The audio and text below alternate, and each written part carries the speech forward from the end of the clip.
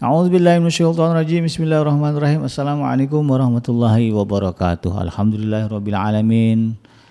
Wa bihi nasta'in ala umuri dunya waddin. Wassalatu wassalamu ala asrafil anbiya'i wal mursalin sayyidina Muhammadin wa ala alihi wa ashabihi ajmain. Ya al-haq adkhilna mudkhala sidqin wa akhrijna mukhraja sidqin wa ja'alna min ladunka sultanan nasira. Ja'al haqq wa zahaqal batil innal batila kana zahuqa. Ya Ghafur Rabbana innana amanna faghfir lana dzunubana wa qina adzabannar amma ba'd.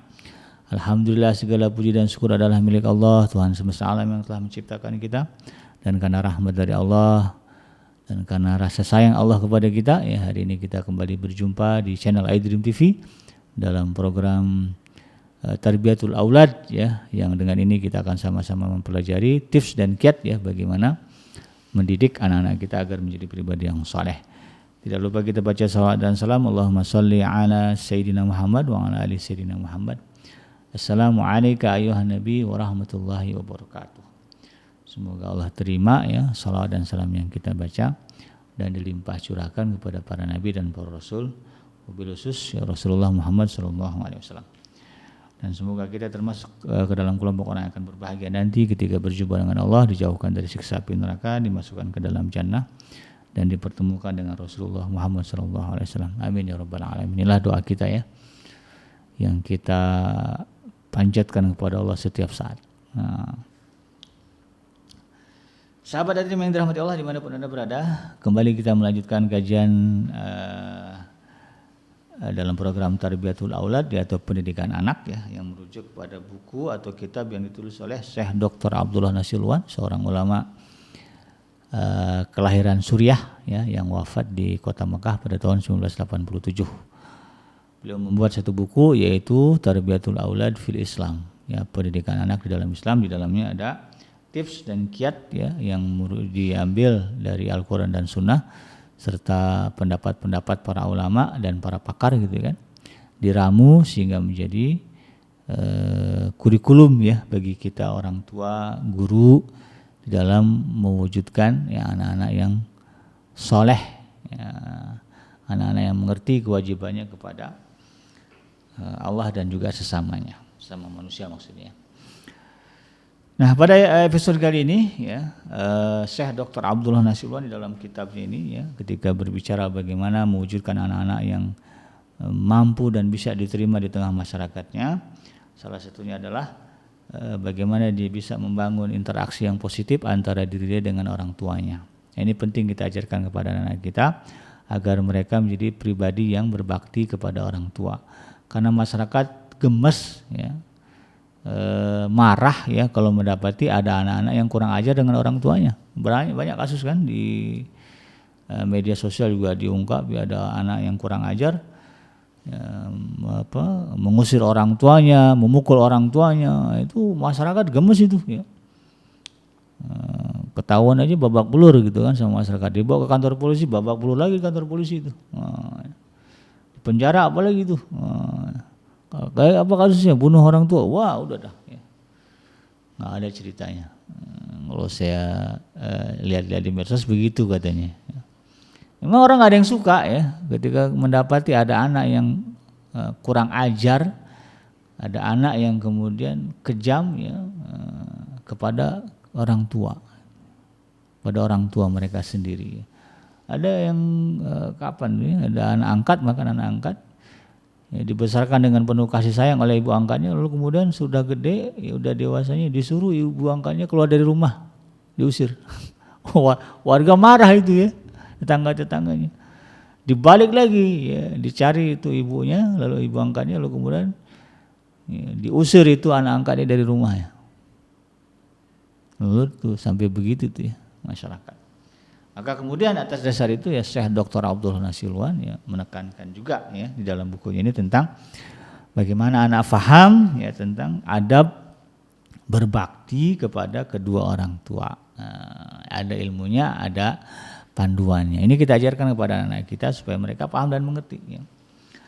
Nah, dalam hal ini kata Syekh Dr. Abdullah Nasilwan, ya, para pendidik hendaknya membimbing anak-anak, ya, bicara pendidik ini kan bisa kita orang tua mereka, atau kita sebagai guru mereka, ya, atau kita sebagai paman mereka, sama aja, ya. Dan paman juga diamanahi tanggung jawab untuk mengurus keponakannya kan. Para pendidik hendaknya membimbing anak-anak mereka agar memahami etika dan perilaku yang semestinya terhadap ayah dan ibu. Contohnya adalah tidak berjalan di depan mereka, tidak memanggil dengan nama mereka secara langsung, tidak mendahului untuk duduk, tidak membantah nasihat mereka, tidak memakan makanan di hadapan mereka, tidak menempati tempat yang lebih tinggi daripada mereka, dan tidak menyelisihi urusan mereka. Inilah yang disebut dengan adab atau etika berbakti bergaul kepada orang tua. Ini harus diajarkan kepada anak kita ya. Banyak ini ya anak-anak yang kadang-kadang nggak paham ya bagaimana menempatkan diri mereka beretika bergaul dengan orang tua mereka. Dalam hal ini ya Syekh Dr. Abdullah Nasiulwan mengingatkan kita untuk kemudian menyadarkan anak-anak kita terhadap etika, adab pergaulan antara kita dengan orang tua kita, antara mereka dengan kita sebagai orang tuanya. Itu harus diajarkan. Kenapa sampai sedemikian? Di dalam Islam itu ada adab, ada etika dengan orang tua. Karena memang posisi orang tua tidak sama dengan orang lain. Tidak sama orang tua dengan orang lain. Sekalipun dengan guru kita. Tetap orang tua itu adalah orang yang Allah muliakan. Sebagaimana Allah firmankan di dalam surah Al-Isra surah yang ke-17 ayat yang ke-23 dan ke-24 A'udzubillahi minasyaitonir rajim wa qadha rabbuka alla ta'budu illa iyyahu wa bil walidaini ihsana imma yablughanna 'indakal kibara ahaduhuma aw kilahuma fala taqul lahumu uff wala tanharhuma wa qul lahumu qawlan karima wahfidz lahumā janaha dzulli minar rahmah wa qur rabbirhamhuma kama rabbayani shaghira. Ini nih panduan utama adab wajibnya kita beradab beretika ketika bergaul dengan orang tua kita. Karena Allah Subhanahu wa taala menyebutkan dan Tuhanmu telah memerintahkan kamu. Wa qadha rabbuka. Ini dah kewajiban dari Allah itu kan. Jadi jangan ada kemudian menyepelekan, mengenteng-entengkan apa yang disebut dengan adab berbakti kepada orang tua. Yang penting sayang sama orang tua ya. Kalau masalah ngomong, ngobrol, sikap itu jangan lebay lah. Enggak bisa begitu. Memang Allah sudah tekankan di sini. Wa qadha rabbuka alla ta'budu illa iyyahu wa bil walidaini ihsana. Allah telah wajibkan manusia menyembah agar mereka tidak menyembah selain Allah dan hendaklah kamu berbuat baik kepada kedua ibu bapa. Disandingkan kewajiban menyembah Allah dengan kewajiban berbakti kepada orang tua. Berarti posisi orang tua itu tinggi di hadapan Allah. Gitu ya. Maka jangan kemudian kita abaikan hal ini dalam kehidupan kita. Jangan kita pandang sebelah mata orang tua kita. Jangan ada orang yang kita anggap lebih mulia melebihi orang tua kita. Kan Allah Rasul jelas ya. Kita orang tua kita ya ke sana arahnya gitu kan. Nah, setelah itu kemudian ketika berbicara jimat, kan ada itu ya. Jimat kehidupan kita ya orang tua kita itu. Keramat lah kalau kata Haji Ramai-Ramai, keramat kita dalam kehidupan ini orang tua. Kemuliaan kita itu ada pada orang tua kita. Karena ada orang yang ziarah ke sana kemari ingin mencari kemuliaan, keramat begitu, tapi kemudian mengabaikan orang tuanya. Ini salah. Ke sana kemari nyari utang, ngumpulin modal buat ziarah, modal buat umroh gitu, tapi kemudian orang tua dibiarkan susah. Ini nggak akan dapat keramat, nggak akan dapat berkah, nggak akan dapat kemuliaan. Itu harus yakin. Muliakanlah orang tua kita, maka Allah akan memuliakan kita. Karena itu bayangkan Allah sandingkan dalam ayat ini kewajiban untuk menyembah Allah dengan kewajiban untuk berbuat baik kepada orang tua. Bahkan Allah jelaskan secara rinci, saking pentingnya nih Allah rinci lagi gitu. Enggak cuma sekilas itu, Allah rinci apa? Imma yablughanna 'indakal kibar, ya, seandainya ibu bapakmu itu ya keduanya sudah berumur lanjut, ya kan, kalau udah tua-tua itu kan ya namanya juga orang tua ya. Kadang-kadang ada yang Allah kembalikan kepada keadaan semula seperti anak-anak. Tapi ada juga yang ya karena kesalehannya Allah pertahankan memorinya sehingga dia tidak bersikap seperti orang tua, seperti anak-anak. Nah, ini kita minta begitu ya, semoga Allah menjaga memori kita tidak sampai pikun ya sampai kita meninggalkan alam dunia ini. Kalau orang tua kalian sudah lanjut ya di dalam pemeliharaan kalian ya, imma yablughanna 'indakal kibar, ya seandainya ya kedua orang tua kalian ketika berada di sisi kalian ya sudah mencapai usia lanjut ya ahaduhuma au kilahuma ya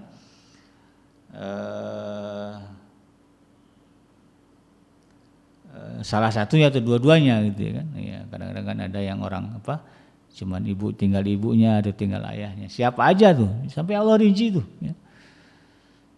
Jangan sebut orang tua ya ibu bapak, kalau cuma bapak doang mah enggak laku hukumnya, enggak ada. Asal dia orang tua kita ya. Apakah dia tinggal sendiri atau masih ada dua-duanya, maka kata Allah Subhanahu wa taala fala taqul lahum uffin. Janganlah ya, kalian mengucapkan ya mengatakan kepada keduanya uffin ya. Uffin itu perkataan uf itu bahasa kitanya ya ucapan yang meremehkan. Boleh diganti dengan kata ih, wih ya, apalagi sebutlah yang katanya sebenarnya meremehkan ya. Menggambarkan kejijian itu enggak boleh. Banyak orang tua kan udah sepuh akhirnya kemudian maaf ya BAB di sembarangan ya. Kan ada anak yang sampai jijik gitu. Jangan tunjukkan itu. Jangan tunjukkan. Karena orang tua kita dulu enggak pernah jijik ya. Enggak pernah ngomong ketika kita buang air dari bayi sampai umur berapa tahun ya. Sampai lepas pamper kalau sekarang ya. Sampai umur 3 tahun 4 tahun ya. Bahkan ada yang umur 5 tahun masih dicebokin sama orang tuanya. Orang tuanya enggak jijik tuh. Tapi kok bisa ada anak yang kemudian ketika melihat orang tua yang sudah lanjut usia ya, dia buang air di celananya di rumah sakit ya, atau di rumah lalu kemudian merasa jijik itu. Punya anak 5, satu pun enggak ada yang mengurus, malah manggil perawat tolong nih bersihkan. Ya Allah, ini bukan adab yang baik. Kalau kita ada orang tua kita ya, yang begitu lalu kemudian kita punya anak, biarkan anak kita menyaksikan bagaimana kita tidak jijik dengan orang tua kita. Nah, ini bagian dari mengajarkan anak-anak kita. Cebokin, bersihin, mandikan ya dengan bersih, kasih dia pakaian, suapin, tunjukkan biar anak kita menyaksikan bagaimana kita bicara di hadapan mereka dengan lemah lembut, dengan kasih sayang. Insyaallah ini akan kembali kepada kita. Ya, kemudian bukan sekedar itu, wala tanharhuma ya, dan janganlah kalian kemudian membentak kita. Orang tua kita ketika kita masih bayi, kalau ada orang yang membentak bayinya itu marah dia.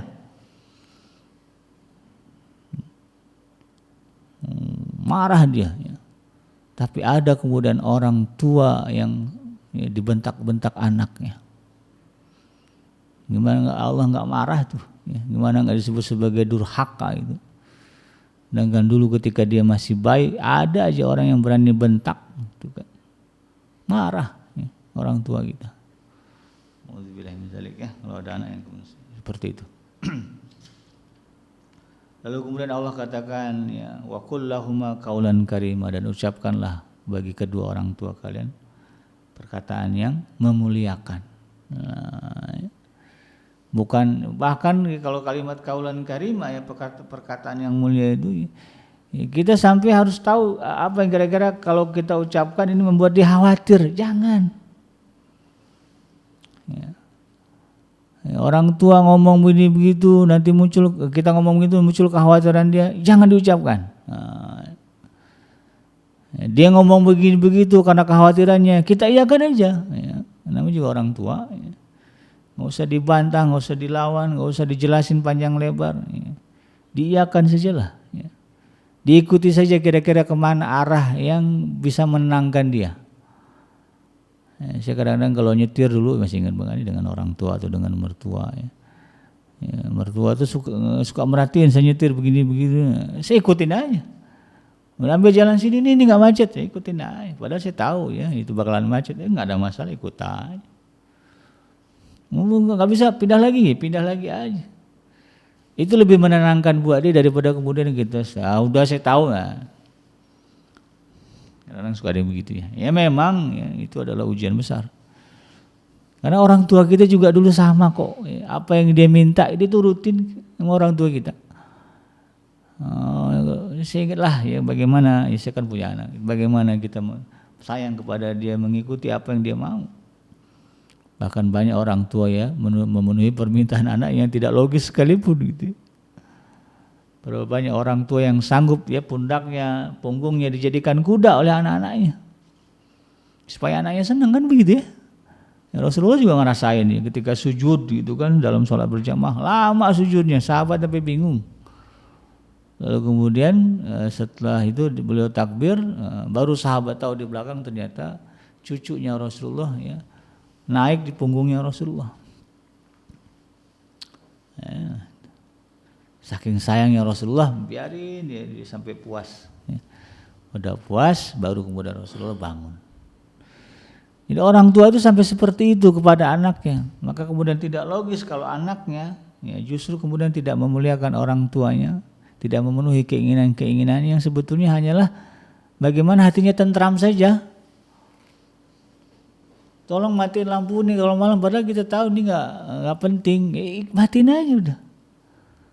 Tolong begini, itulah orang tua. Kalau kita mampu melewati itu, maka kemuliaan akan Allah berikan kepada kita. Bahkan Allah tegaskan di ayat yang ke-24-nya, wahfid lahuma janaha dzulli minal rahmah.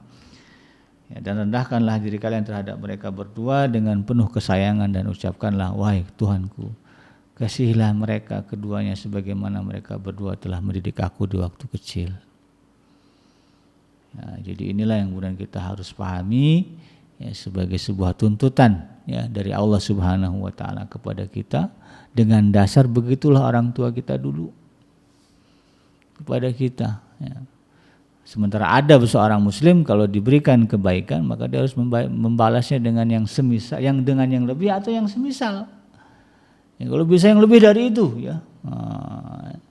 Dulu orang tua kita memanjakan kita ketika kita masih kecil-kecil, maka kita manjakan orang tua kita lebih dari apa yang dia manjakan dulu dia kita. Dulu orang tua sayang banget sama kita, maka sayang kita harus lebih lagi kepada orang tua kita. Konsepnya begitu ya.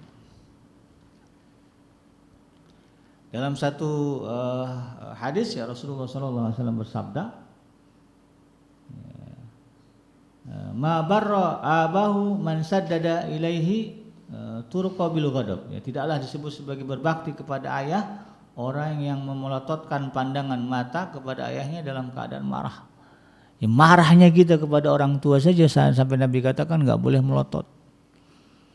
Udah capek kita ngurusin ini itu, begitu marah kita melotot, hilang itu ya, pahala kita berbakti kepada orang tua. Nah, karena memang Allah sebut tadi dia perlakukan mereka dengan penuh kasih sayang. Bahkan ketika mereka melakukan sesuatu yang membuat kita marah, ya, kita berjuang untuk kemudian tidak menunjukkan kemarahan kita kepada mereka, tapi sebaliknya ya kita luruskan ya tingkah laku mereka dengan penuh kasih sayang. Sayyidah Aisyah berkata, seseorang datang menghadap Nabi sambil membawa orang tua.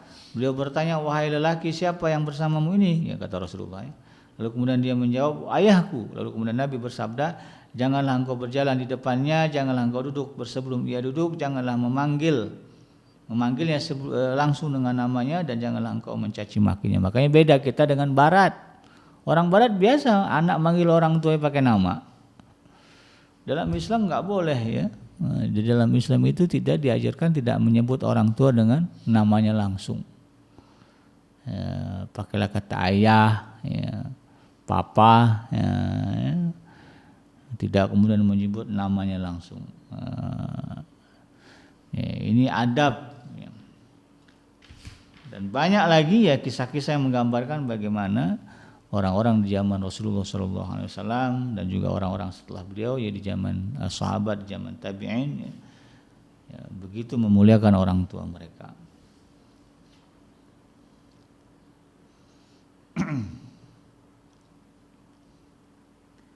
Di sini banyak ya dinukilkan oleh Syekh Dr. Abdullah Nasution bagaimana orang-orang dulu. Misalnya begini, ya, penulis kitab Uyunul Akhbar menyebutkan tentang kisah, ya. Dikatakan kepada Umar bin Zaid, ya, bagaimanakah perlakuan anakmu kepadamu? Ia menjawab, tidaklah aku berjalan pada waktu siang hari melainkan ia ada di belakangku, dan tidak pula malam hari kecuali ia di depanku, dan tidaklah ia naik ke atas saat aku ada di bawahnya. Ini kendaraan misalnya, ya, orang tuanya dulu dibiarin naik, bukan dia dulu.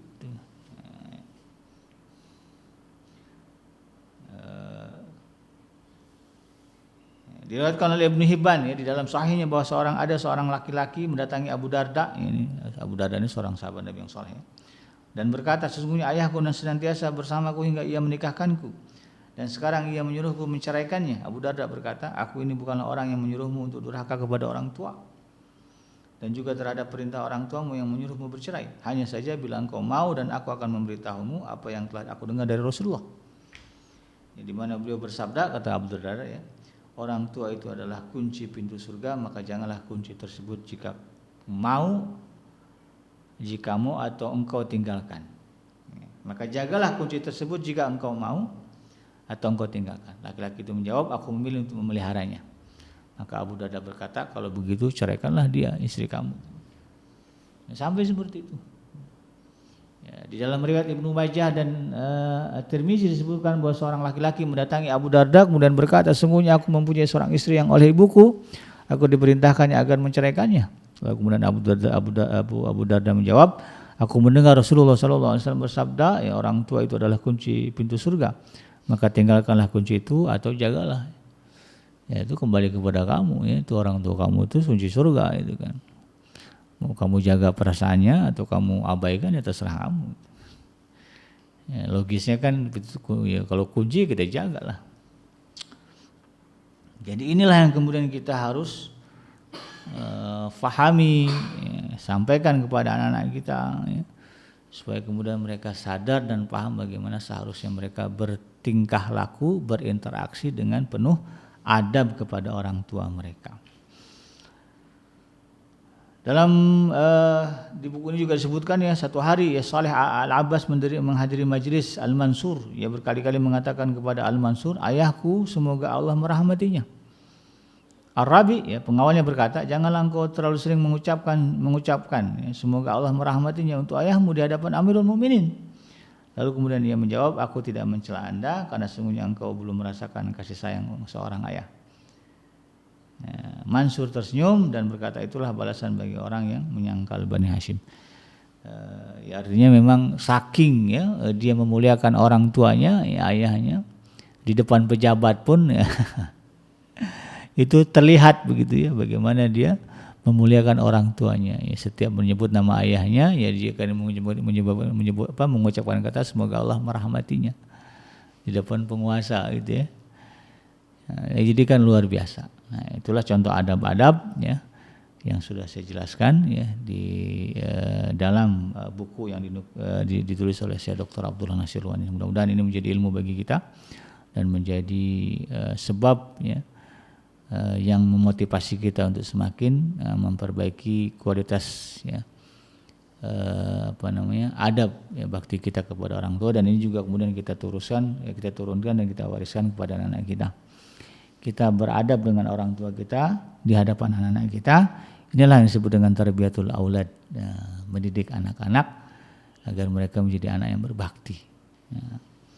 Yang benar datang dari Allah Subhanahu wa taala dan yang salah semata-mata lahir dari kealpaan dan kehilapan saya pribadi. Saya Abi Kanji pamit undur. Subhanaka Allahumma rabbana wa bihamdika asyhadu an la ilaha illa anta astaghfiruka wa atubu ilaik. Walhamdulillahirabbil alamin. Wassalamualaikum warahmatullahi wabarakatuh.